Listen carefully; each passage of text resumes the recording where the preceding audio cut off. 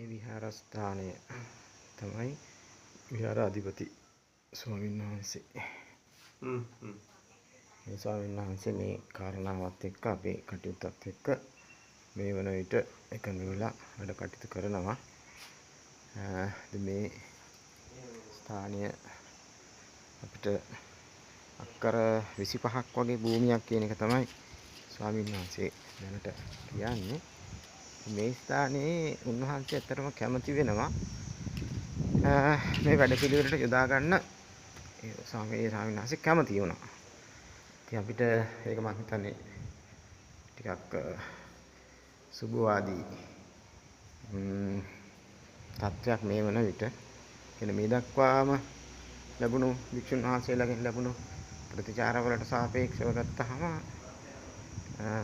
සුබවාදී පැත්තක් තියෙනවා. මේ වැඩ කටයුතු ක්‍රියාත්මක කරගෙන යෑමේදී ඒ ස්වාමීන් වහන්සේට අනිකුත් වික්ෂුන් වහන්සේලාගෙන් යම් යම් බලපෑම් ඇති වෙයිද කියන එක ඉතින් මිසක් දැනට උන්වහන්සේ මේ කාරණාවට එකඟ වුණා. ඉතින් මෙතන ඇත්තටම ආධ්‍යාත්මික පරිසරයට, මොකද අධ්‍යාපන වැඩසටහන සහ ආධ්‍යාත්මික වැඩසටහන දෙකෙහි ආධ්‍යාත්මික වැඩසටහනට මේ පරිසරයට අපිට එහෙම වුණොත් යොදා ගන්න දැන් ඒකට පුළුවන් කියන බව තමයි දැනට මේ වන විට ඉදිරියේදී කොහොමද දන්නේ මේ වන විට අපිට තින් තොරතුරු ලැබිලා තියෙන්නේ. ඉතින් මේ අක්කර 25ක වගේ භූමියකට අක්කර 25ක වගේ ප්‍රමාණයක් පළවෙනි වතාවට තමයි උන්වහන්සේ ඉතින් වික්ෂුන් වහන්සේ කෙනෙක් විතර දැනට එකඟ වෙලා තියෙනවා. දැනට වෙච්ච සාකච්ඡාවල් වලට අනුව ඉතින් අර නමුත් අපි ඒක ප්‍රායෝගිකව කරගෙන යනකොට මෙතෙක් දවස් ඒ ප්‍රායෝගිකව කරගෙන යනකොට තමයි වික්ෂුන් වහන්සේලාට දැන් මේ ස්වාමීන් වහන්සේ ගොඩක් වෙලාවට එහෙම නොවෙන්න පුළුවන්. මොකද අපි ධර්මය ගැන පැත්ත ගැන කතා කරලා උන්වහන්සේ ලබාගත්ත අවබෝධය පැත්තෙන් ගත්තාම කියන්නේ අනුමානයක් විදිහට මගේ අනුමානයක් විදිහට ගත්තාම ධර්මයේ පැත්ත තුළ මේ යම් අවබෝධයක ඉන්නවා. යාර අනිකුත් වික්ෂුන් වහන්සේලාට ප්‍රශ්නේ උනේ මේ ධම්ම අවබෝධය පිළිබඳව තමයි අතරම ගැටලුවක් ආවේ. මොකද ධර්ම විකෘතියක් හරි මොනවා හරි ප්‍රශ්නයක් තමයි ආවේ. එහෙම අවස්ථාවකදී ඇත්තටම සමාජයත් අසරණයි, රාජ්‍යයත් අසරණයි. එහෙම අවස්ථාවකදී සමාජයත් රාජ්‍යයත් අසරණයි. ඉතින් මේ මම හිතන්නේ මේ අක්කර 25ක භූමියක් මේ කටයුත්තට, මොකද අපි අතන අවසාන ඉලක්කය ධර්ම සංගායනාවක් අධ්‍යාපන වැඩසටහන ශිෂ්‍යකේන්ද්‍රීය විශ්වවිද්‍යාලය කියන එකට අධ්‍යාපන වැඩසටහනට දැන් මොකද විහාර ආගම භූමි සම්බන්ධයෙන්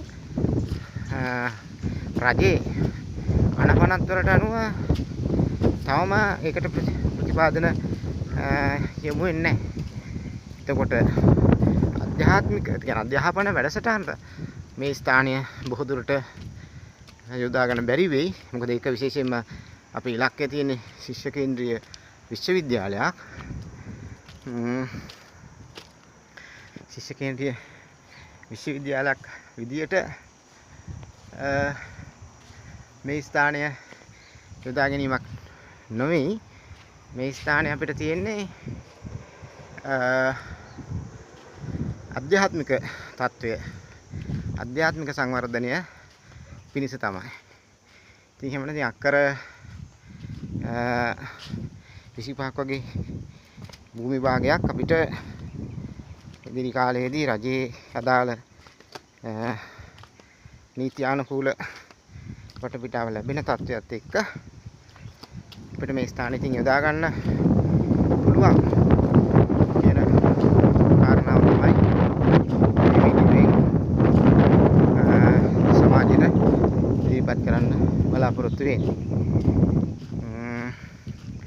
ඉදිරි කාලයේදී වැඩ කටයුතු කරගෙන යන අතර වාරේ අපි නැවතත් බලාපොරොත්තු වෙනවා මේ ආකාරයෙන්ම වීඩියෝ එකකින් ඔය සියලු දෙනාම මුණ ගැහෙන්න. සියලු දෙනාගේම එහෙනම් කරන ඉල්ලීම තමයි මේ කාරණාව ගැන හරියාකාරව දැනුවත් වෙලා තමන් පුළුවන් තරම් සියලුම සමාජයේ අදාළ වගකිය යුතු බලදරයින්ට මේක ෂෙයා කරලා මේක යොමු කරලා ශාසනික අරබුදයට දායක වීම ඒ හරහා තමන්ගේ පෞද්ගලික ආධ්‍යාත්මික ජීවිතය ගොඩනගා ගැනීම පිණිස හැම කෙනෙක්ගේම බලාපොරොත්තු වෙනවා. මේක සමාජයේ ගත කිරීම පිණිස ධර්ම දානයේහි ආනිසංස විදියටත් සියලු දෙනාගේම බලාපොරොත්තු වෙනවා. මේක තමන් දන්න පුළුවන් තරම් මේ කාරණාව පිළිබඳ සමාජය දැනුවත් කරන්න කියලා.